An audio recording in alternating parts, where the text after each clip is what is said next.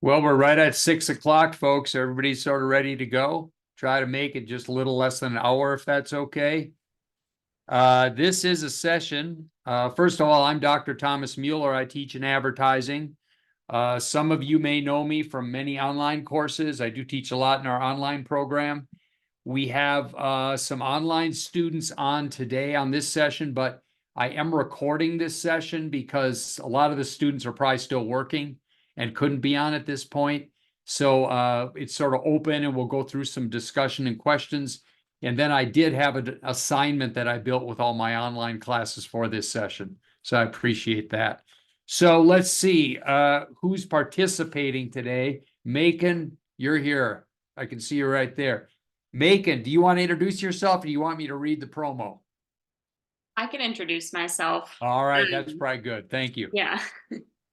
I am a journalist. I graduated from App in 2019 and have a degree in communication. My concentration was in journalism. So I worked for local newspapers in Texas and then North Carolina. And I'm now in South Carolina, where I've been for about 4 years, and I cover national politics now, covering the presidential election this year and the South Carolina primary, in particular, focused on rural communities and issues, but I've dabbled in a lot of different beats. Okay, really good. Thank you. And Natasha, how about you? You want to introduce yourself, please? Sure. Good evening, everyone. I'm Natasha Adams Spencer. I graduated from App State in 2022 with a Bachelor's of Science in Communication Advertising. I actually was a student in the online program. I went on to get my master's in strategic communication from East Carolina. And since then, I have been working in higher education communication. Right now, I work for an education advocacy program by the name of the Thurgood Marshall College Fund in their scholarship division, enhancing messaging around scholarship opportunities available for students attending HBCUs. Okay, thank you. Thank you. Kate, is Kate here? Kate, there you are. You want to introduce yourself? I see the CSCCA. Yes. I was looking at the Hello. code.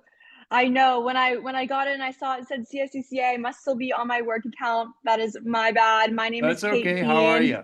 Good to see I'm you. good, thank you. It's good to see you as well. I graduated in 2022. I studied public relations with a minor in history, and I have worked a corporate role since then for a little over a year, and I just moved to Austin, Texas to work for a local nonprofit, the CSCCA. So, Wow, yeah. that's it. Okay, so a nonprofit. We're getting a good mix here, good different applications. And in Clinton, are you on? Let's see, Hannah. Hello, recording. Clinton, are you on here? I don't see you yet. We'll watch to see if he comes on. Okay. Well, let's go through a couple things. I'll watch the chat best I can to see if anybody posts, but I've got a couple preset questions and we can just do these at random. Here's one to start. We'll just start with this. You all sort of came from similar but somewhat different educational backgrounds at university. What was the difference between sort of the journey from where you thought you were going to start and your role today and where you ended up right now?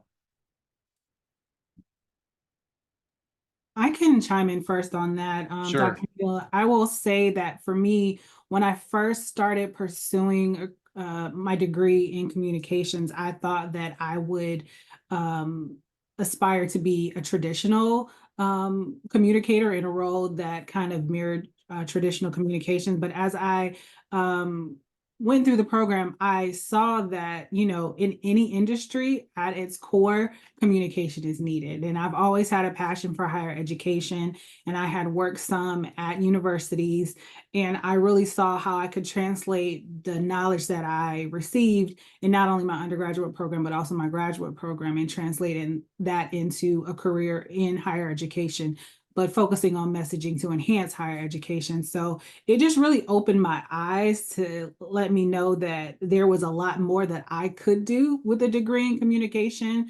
And I didn't have to just stay in that traditional lane of being a communications professional. Thank you, because there's so many industries and it's all going to be specific, many times internally to communication too, not only externally. So there's a lot of big changes. How about anybody else? Comments on that transition? Yeah, I'll echo that. I think being For a dining flexible hall. and open-minded is always a good thing. I think communication skills are always relevant and needed no matter where you are. In journalism, it's a pretty volatile industry. You definitely have to be resilient. And I lost my job during COVID, but ended up bouncing to a different newspaper, and it just really taught me the value of just being resilient and being open to opportunities no matter where that may take you. So I think that's transferable across any industry. Were you were journalism all the way through, just different Yes. types? Okay. Yes. Yeah, that'd be fine. Okay. Kate, what about you? You're in Austin. That's the big jump.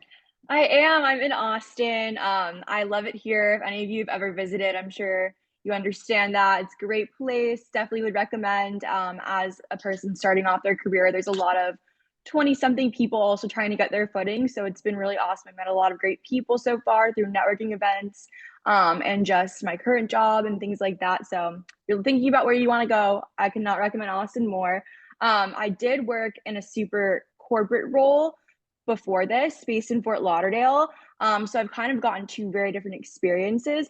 I will say that when I was still an undergrad, kind of thinking about what I wanted to do, I definitely saw myself in an agency setting, kind of surrounded by people who were also trained in communications, marketing, et cetera, and were also like-minded in terms of creativity. However, I ended up going in a setting where I was one of the only comms people on a really small team, and the rest of the organization wasn't working in that same industry or capacity. So I would say something that I didn't expect is to be working so closely with people who didn't have the same background as me.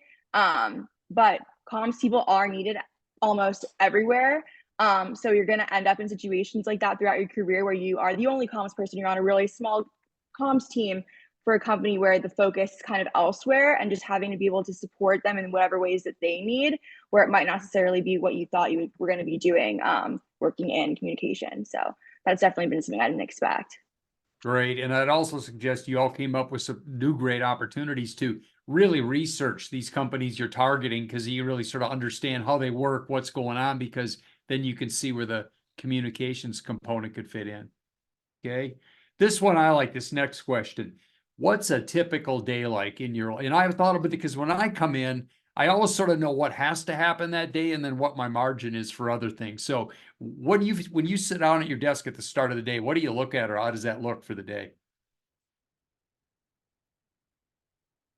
Well, for me, it kind of varies. In addition to my responsibilities being the communication and marketing liaison for my division, I also manage a team of coordinators who kind of handle our frontline, our customer service. So I start by checking in with them to see if there were any fires from overnight that we need to put out with all of our external customers.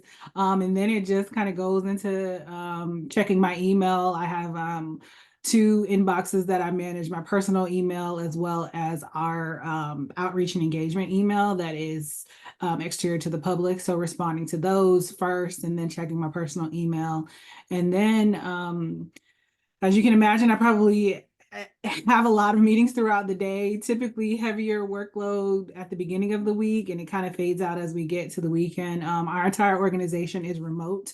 We do have a core group of staff that works at our headquarters in Washington, D.C. that handles our financial administration, but everybody else is spread out all across the country. So it's really kind of managing time zones and ensuring I can connect with people that I need to connect with when I need to connect with them, and just kind of handling those things that pop up as they come in.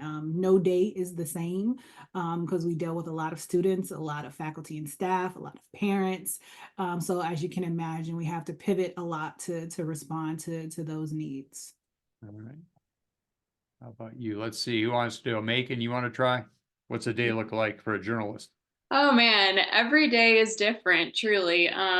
My job is insane on some days, but I really enjoy it. And I deal with a variety of different people, especially during an election season. I might be going to a Trump town hall and then, covering that and covering presidential candidate visits, and then spending time in different parts of South Carolina doing features or profiles, more like narrative writing.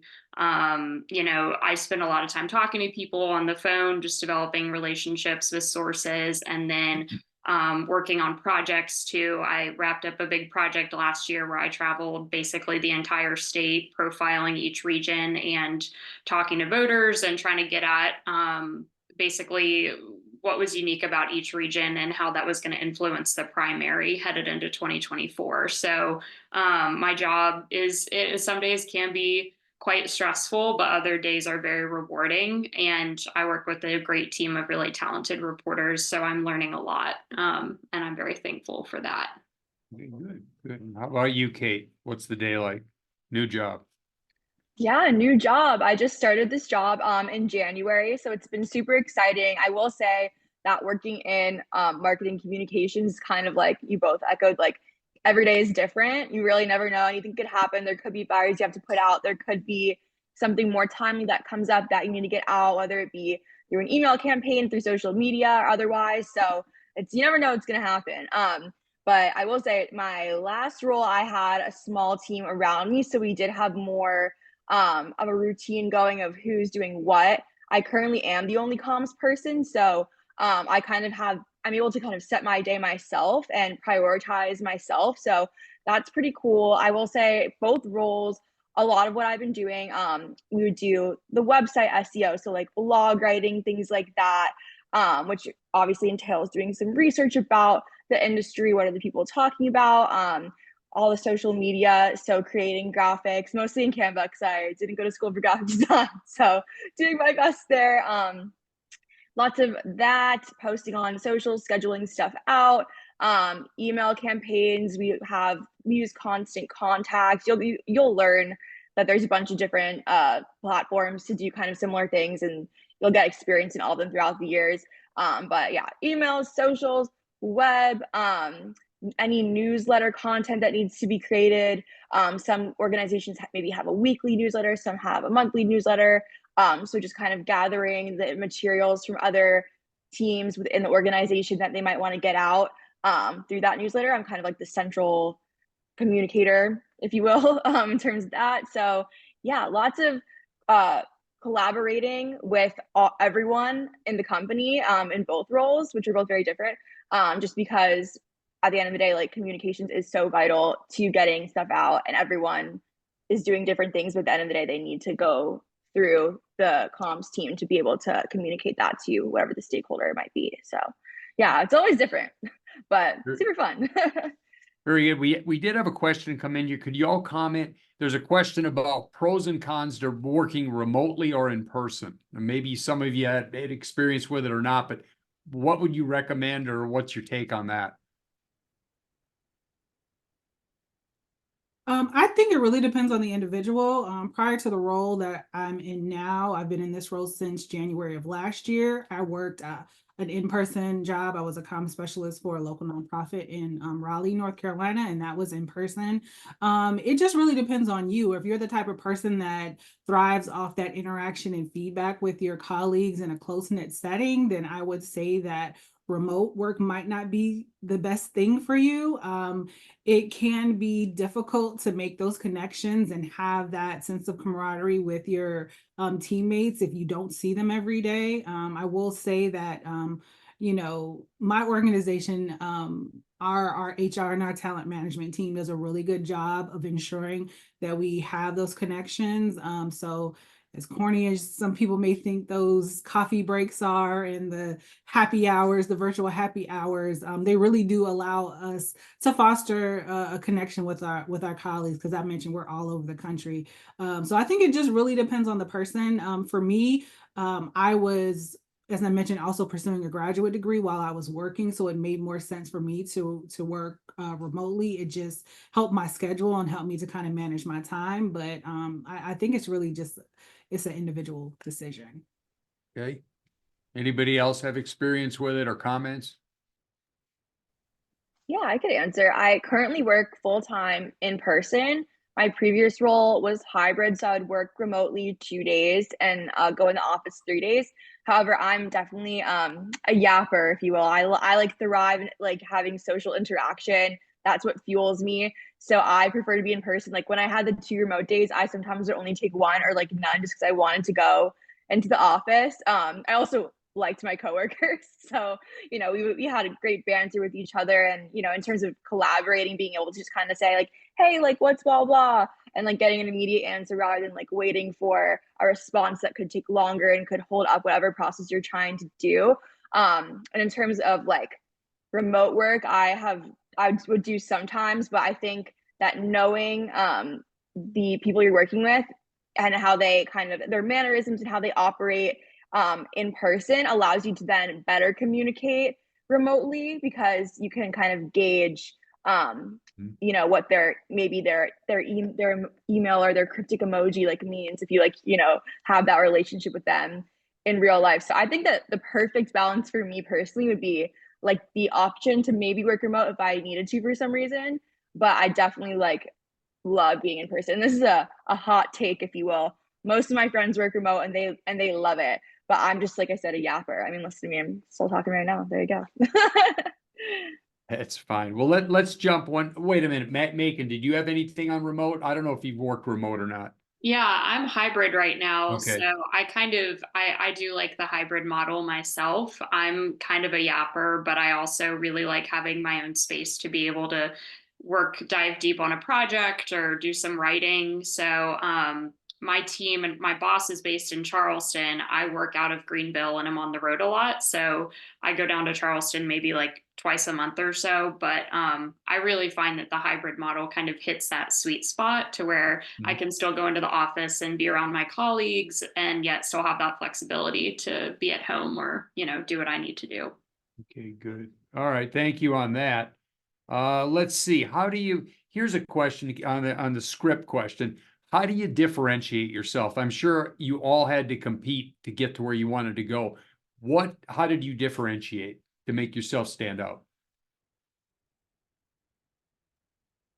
Well, I'll just chime in. I think for me, and this kind of feeds into another question that I see in the chat, and I think it's just ensuring that you have some additional marketable skills that can add value to your organization.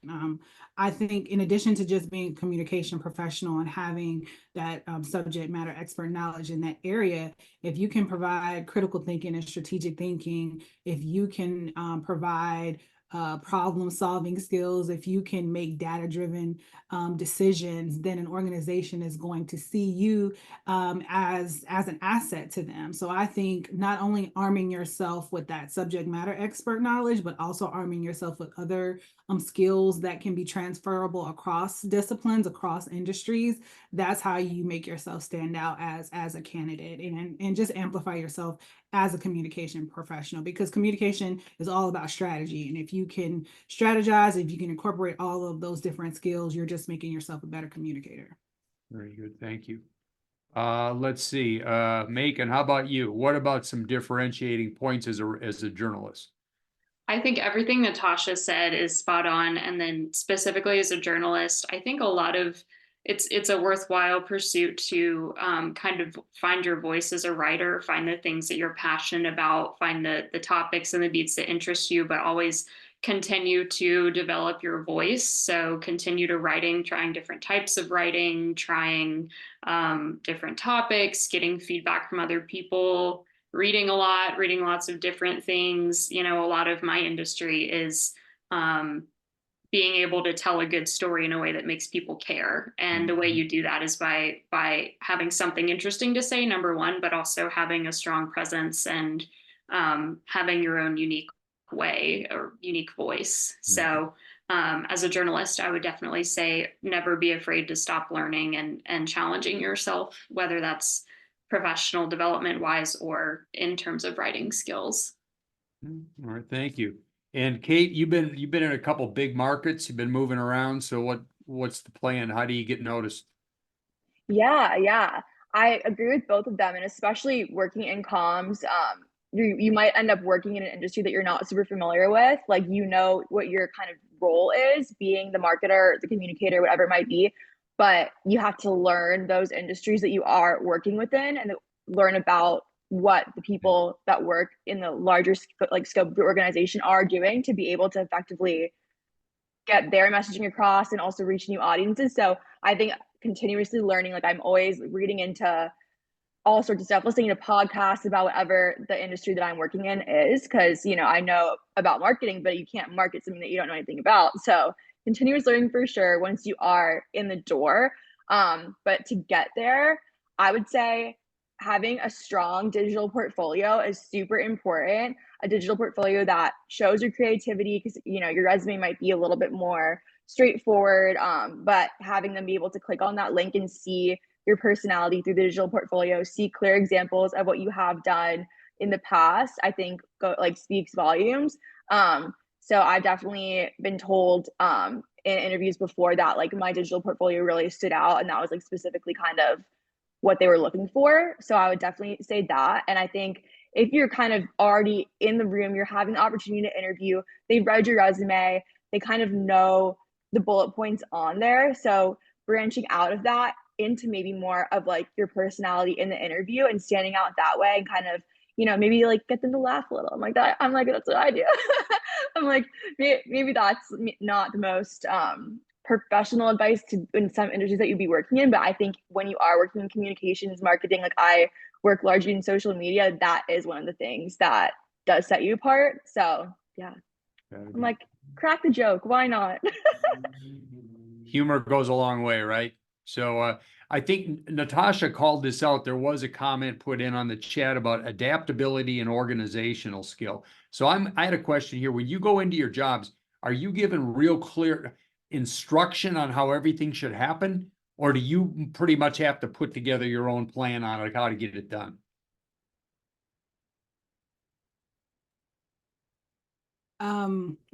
No, at least I'm not.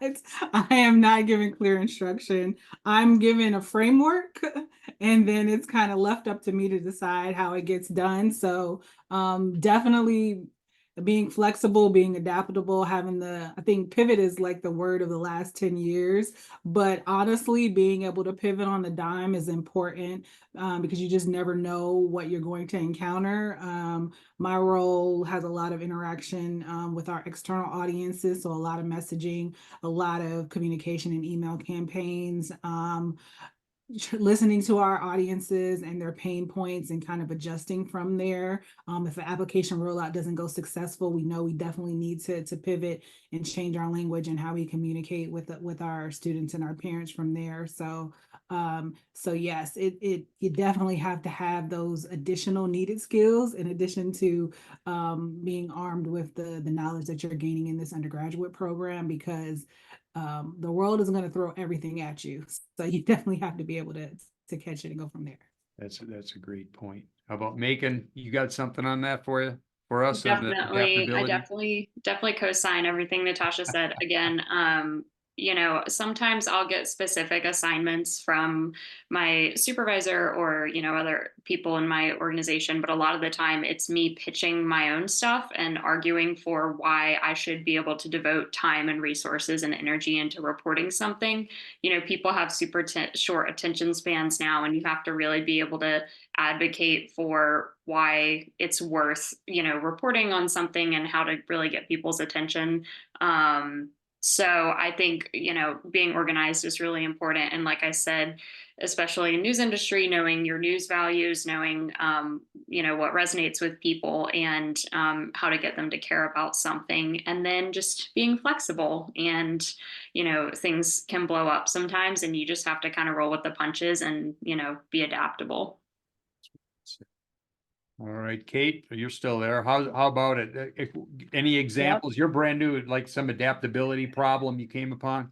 Yeah, I will say, like, going into my first job out of college, I had no idea what to expect at all. And I definitely still have a little bit of imposter syndrome. Like, do I even know what I'm doing? Like, it's hard to say. But over time, I definitely feel more comfortable with what I'm doing. Like, coming from my past role to now this one, I knew a lot more than I obviously did going into the first one. So they could, say certain terms or certain softwares, and I already knew those. Whereas the first time around, I was like, oh gosh, like I've never used that before. Like, I'd say being honest when you don't know stuff is also really important, especially going into your first job.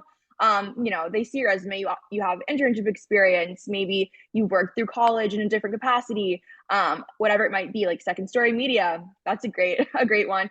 But ultimately, if you don't know how to use like Hootsuite, like you have to, be honest about that. So I would say being honest when you do have questions and speaking up is super important. Nobody's going to judge you, especially if you're right out of college. You're not going to think, oh my gosh, she doesn't know how to do that. Like, that's crazy. They're going to be super nice and helpful. And then you will have acquired that skill now forever. So I'm definitely very honest about when I don't know stuff. And that's how I ultimately learn how to do it. So I would say that's good advice to keep in mind. And there's no stupid questions. Your boss will definitely be more happy that you're being honest than for you to like try to fake it and then mess it up. So yeah. Very good. Thank you. Thank you. Here's a question I have here about, maybe you do or don't want to do this. I don't know, but how do you advance yourself in your position? I mean, are you mostly always looking to aspire up, or is everything just great the way it is, or how do you view that? Well, I think personally for me, I've worked in higher education. So when I think of leveling up, I think of increasing or enhancing my education. After I finished that app, I went on and got my master's. I'm actually in the process of applying to doctoral programs now.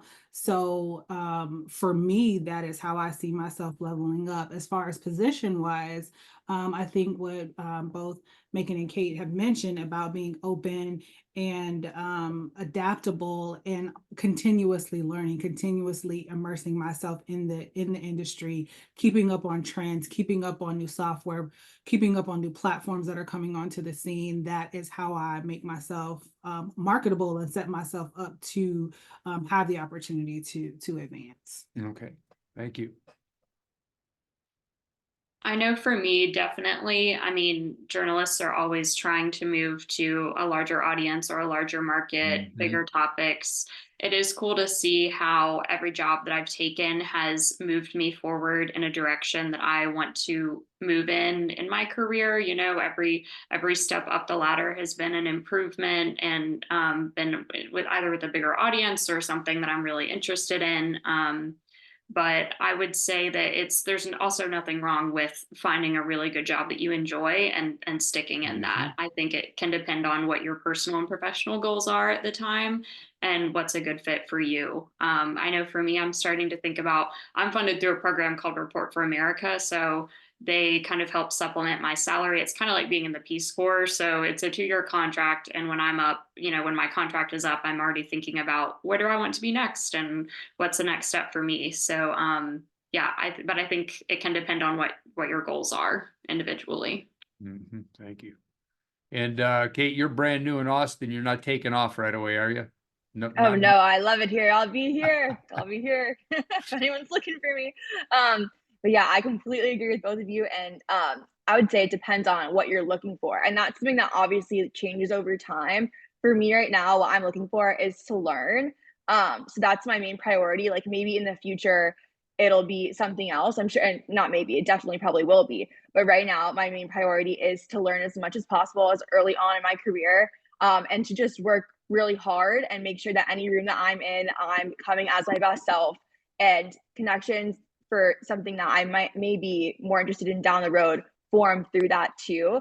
So just going in with an open mind, ready to learn all the time, being ready at all times. I'm 24 years old and I'm like the social media girl. So a lot of the time I'm not taking that seriously. So I like to make sure that I am coming prepared, coming ready to work really hard, and always open about learning whatever is thrown my way.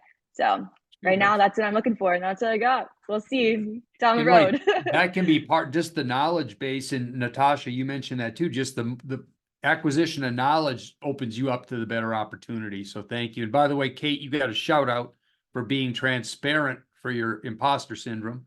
So thank you for that. Appreciate that. Here's a question that came in, and we can get to this also because this is for the online students. If you're sort of isolated or you are remote, how do you approach the job search coming out of graduation. You know, for a lot of students, they might be remote at their own locations. I know, you know, a lot of online students aren't going to jump to big new markets. They might stay closer to the area they're in. So just let's say with the internet tools or other, what would you recommend for that job search, and how do you get started and use your time the best? I would say first, don't underestimate the power of LinkedIn.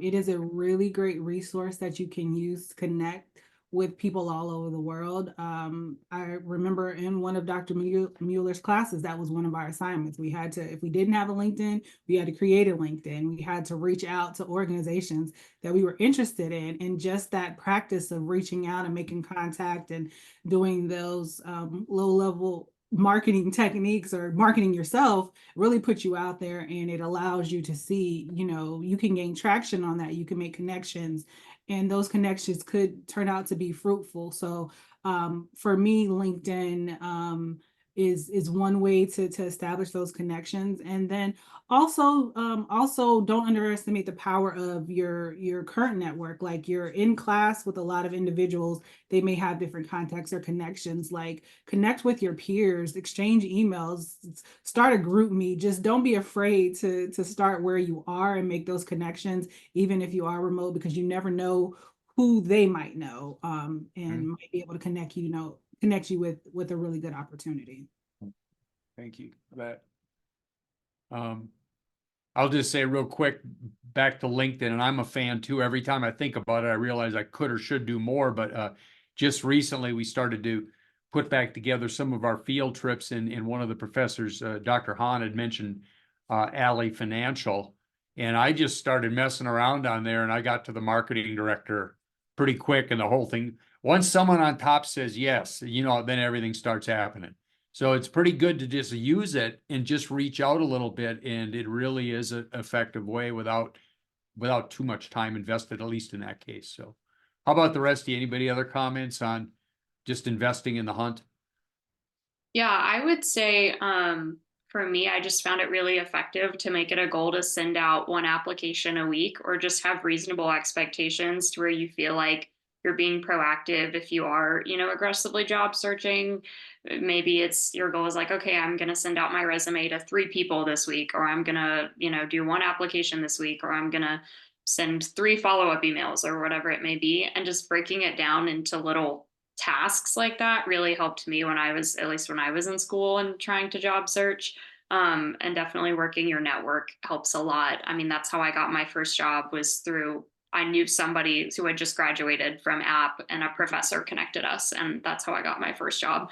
My second job was also through an App State alumni connection that I had. So, you know, I think work your network and then just break it down into little tasks to where it doesn't feel as intimidating would be my advice. Mm-hmm. Let's see. Kate, what did you do? I mean, how did you get to Austin? Did you tell us? Yeah, How I'll did that tell you happen? guys the lore.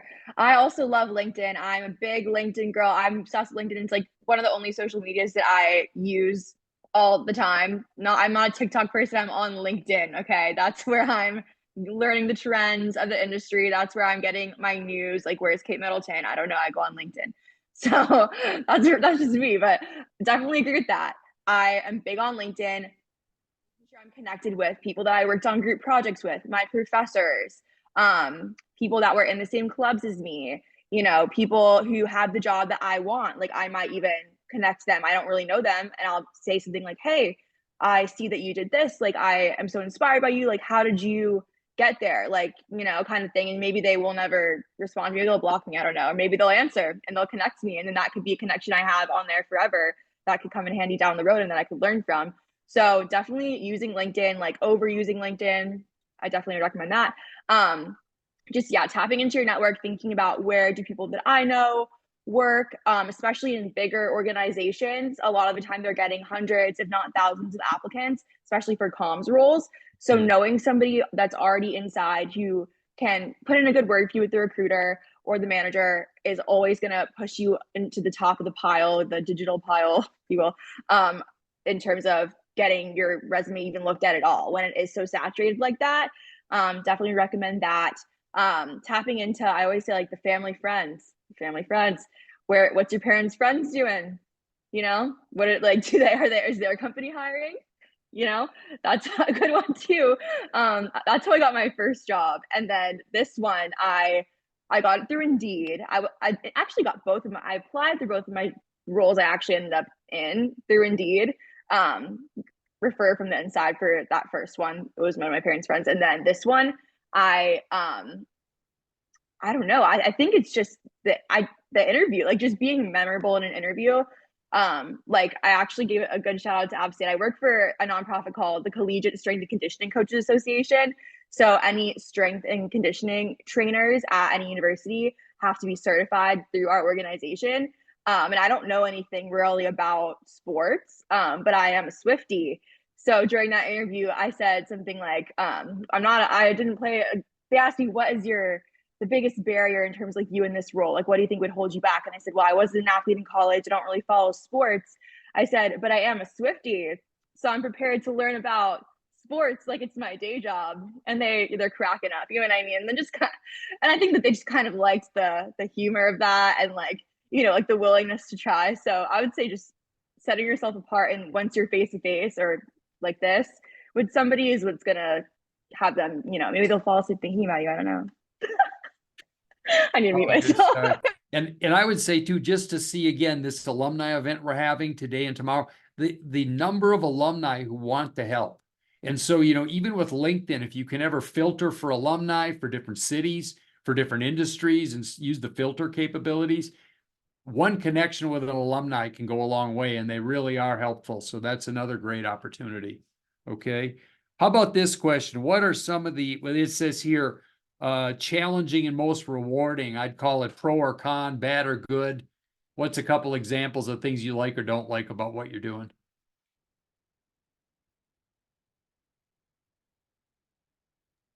I can go. My industry is facing some pretty serious headwinds, especially in local news. You know, a lot of layoffs, it's tight budgets, you know. My career is definitely something you have to love to do. I've, you know, been laid off. I've been on furlough. You know, it's not a profitable quote unquote job at a local level. At least there is good money in national journalism. But I will say that it is one of the most rewarding things I've ever done, and I really enjoy it, and I genuinely care about the people and the places that I write about. I just think local journalism helps you feel more connected to the community that you're in, and it's very rewarding to just speak truth to power, honestly. So I'm very passionate about my job, and every time I publish a story I'm proud of, or every time I get to hold someone accountable, that is what makes it worthwhile. So very good. Thank you. Appreciate that. I think for me, similar sentiments as Macon. I'm really passionate about what our organization does. So I think when I can link that passion to my work and I'm fulfilled, that's the best part of my job. If I had to speak to the challenges, for me in my role, and really in any kind of comms role where you have to deal with external audiences, managing expectations is always something that you have to navigate really carefully. You know, you want to protect the best interests of your organization, but at the same time, you want to meet the needs of your audiences. So just navigating that is a challenge, but in the end, it's worth it because you're sharing and you're disseminating information that you know is going to be helpful to people. So I think that's it for me. Thank you. What about you, Kate? What's going on with the highs and lows? Yeah. I would say working on a small marketing team within a bigger company that's doing something completely different, a lot of the time, what you are doing goes a little bit unrecognized and also maybe misunderstood. And the marketing team will often be asked to do certain tasks or take on certain projects that maybe have little to do with marketing, but that's because people that are doing whatever it might be in the company that's not marketing don't have a good understanding of what your role actually is. So I will say just kind of the misunderstanding of what communications and marketing roles entail, and how much work it actually is to, you know, even run a bunch of social media accounts or, you know, keep the website up to date with SEO. Like that's in itself is a huge task. So I think just the misunderstanding, it can be kind of tough, but also has taught me how to have clear boundaries where if I am asked to do something that is definitely not in my realm, I will kind of say, you know, my plate's already too full. That might be something that this department will be better at handling. And then I get better at communicating and they get a better understanding of what I am capable of doing and what my plate's looking like. So it just makes everything better overall. Yeah, lots of misunderstanding of what marketing, communications, PR, ad, like what that kind of role is. Yes. Yeah, it's very broad and it's not always defined, back to what we said Yeah. earlier about how much parameter you're really giving in what you do. It's different. Well, let's roll down to this. And by the way, if anybody wants to feed in a couple questions, we're down to probably 10 minutes or a little bit more yet to go. But instead of just college itself, what advice would you give to others if those just graduating, to what you've gone through to get to where you are today? What's a big lesson? What's a lesson learned in the process?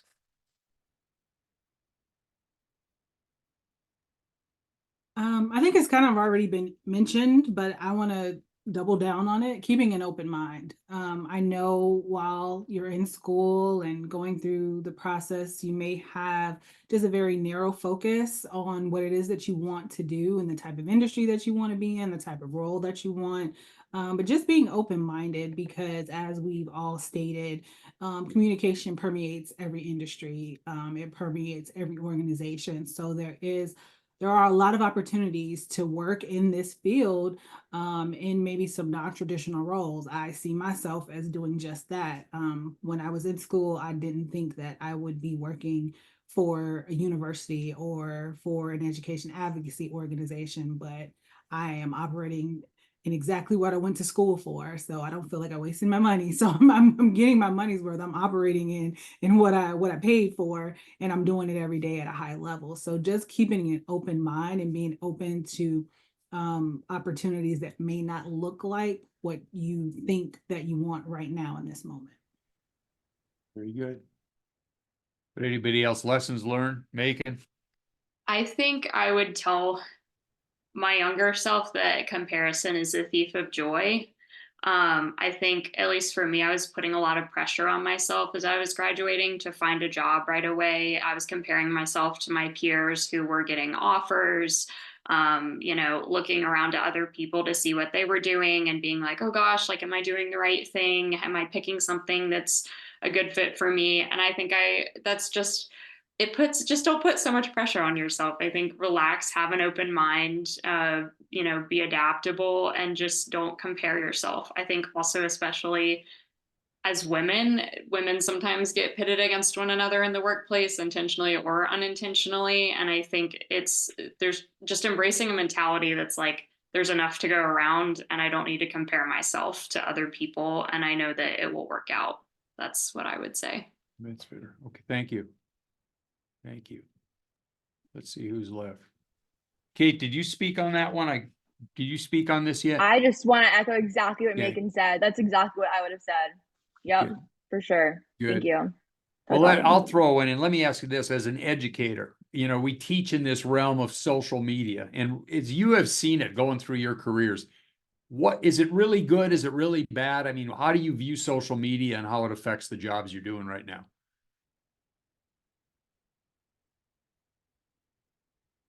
And I realize that's rather broad, but I'm sure it affects each of you every day, every moment, like the rest of us. But is it really a benefit to your job, or is it too much? Where does it fit in? I would say it depends on what industry you're in and what organization you're working for, in terms of it actually being beneficial for them to be super active on social media. Because it's a big undertaking to like run social media. Actually, I'm sure some of you have done that and maybe internships, whatever it might be. Like, it's not just like, oh, post. Like, a lot of thought needs to go into it, a lot of planning. It needs to be strategic. You need to be checking the analytics to make sure that what you're going for is working. And that in itself is like, could be someone's whole role. And a lot of the time, and especially in my two roles, like, that's just one small component of my expectations. And that could be like my whole day to day, and I could do that all day. Mhm. So I think being confident in like your own knowledge of what isn't necessary, like maybe you don't need to post every day, and being able to communicate that and remember that you've been hired to be the communications expert, and kind of know when to say like maybe this isn't necessary, because social media is like, it's like not an easy quick thing. So sometimes it's not even going to be getting new business depending on what organization you're working for anyways. Mhm. How did I answer that? I hope that was the question. Yeah. I'll interject real quick here. I think just also to think about, like someone had mentioned Hootsuite, you know, that's sort of the mechanical aspects of how everything should go in the platforms. But then you think about, Natasha said, this strategic level of thinking, you know, what's the content? That's got to be strategic, not just where it goes. And of course, each platform has its own type of delivery. So it's complicated. And then I thought not only internal, but external, right? You're trying to put it out. Now, Macon, like for you, are you all involved with what? Video? What else do you have to do? Do you put it all out? So I work for a newspaper, so thankfully I really just have to worry about getting stuff online, and we have a team of producers. We actually also just hired a brand new like social media um editor, essentially like a supervisor. We basically have a whole team of producers that work full time now on promoting our content and getting it out in front of people, because that's the name of the game now. But we're really encouraged to own our content too, just from a, I don't just write a story and then just turn it in. Like, I have to go through and fill out the SEO. I have to think about when it should post. I need to like help work with producers to make sure that like everything is ready to go out and get in front of people. So it is a lot of work. I mean, in terms of my own social media use, I really only use Twitter at this point, but even that is kind of, on the way out because of Elon Musk, but or like some of the changes that he's made. So but yeah, I mean, we have a whole team of people that we work with now because social media is just the name of the game now. I understand that. And let's see, Natasha, in your work, I mean, you're communicating, I'm sure, just because you're all remote. That's got to be how do you communicate? It's not just email, is it? Or what do you use to communicate with everybody remote? So we are a Google Suite organization, so we do a lot of Google Chat. We also use Slack and Asana for our projects. But as far as social media, I would think that it really would depend on the organization that you're working for as well as your audiences. We have a large part of our messaging is to students. So we work in social media because we know students are on social media. We have TikTok, we have Instagram, we have Twitter, we have Facebook, we have LinkedIn. But Dr. Mueller, to your point, being very strategic in our messaging and our posting, it's bigger than just putting some content together or making a post on Canva and publishing it out to all of our sites. We really have to be very strategic in our approach to ensure that we're not oversaturating our platforms because we want our audiences to be engaged. And that takes really meticulous thought and time into our social media calendars and posting schedules. So although for me, I am not the biggest fan of it, I kind of see it as a necessary evil in our industry. And we just have to kind of adjust to the trends as they come. Very good. Well, thank you, everybody. I think we're about at 6:50. I hadn't had any other questions come in. I think we've covered quite a bit. Is there anything else to close with or closing comments you'd like to have before we shut it down? I would just say, I just want to say thank you for the opportunity to be on this panel tonight, and to all of the students that are on, just stay encouraged. I know going through this process, whether you're in person or online, it can be daunting, it can be a lot, but it is worth it when you finish. So just stay the course. Thank you for that. Anybody else? How about you, Macon? Yeah, I just wanted to say thanks again, and just students, if you're graduating, don't stress out. It will all work out. You will find a job. It will work out. Just don't freak out. I promise it's going to be fine. I needed to hear that my senior year. So yeah, it's true. It's true. And thank you. Kate, what are you gonna do the rest of the day? What's going on in Boston? As What social am as I you gonna are, I'm do? sure you're headed out to some establishment tonight or something, right? Listen, Oh, No. I'm tired. I'm tired. Gonna go watch Vanderpump Rules. Maybe eat some Trader Joe's thing. I don't know, something crazy. But I would agree. Don't be stressed. Everything will be fine. And if you ever have any questions for me, I have asked so many older peers from App State and my professors. Like I've emailed, like, oh my God, I've asked so many questions to so many people over the last few years. If you have any questions, like literally message me. I will. You can call me. I'll talk to you. I have gotten lots of advice from people and I need to like give back. So add me on Thank you. LinkedIn, Kate Kean. I'm on there all the time. Good. Well, that you might hear from some, because part of the online assignment for 3 classes is to contact somebody that's been a guest speaker today. So the idea there, again, back to what Natasha had said earlier too, is just to reach out, try to learn how to network at a low risk setting, which is so important. So thank you for helping us, and thank you for helping students, and it's really appreciated. All the alumni who have helped. It's that transition from graduation to that first job and career. You help quite a bit, so thank you.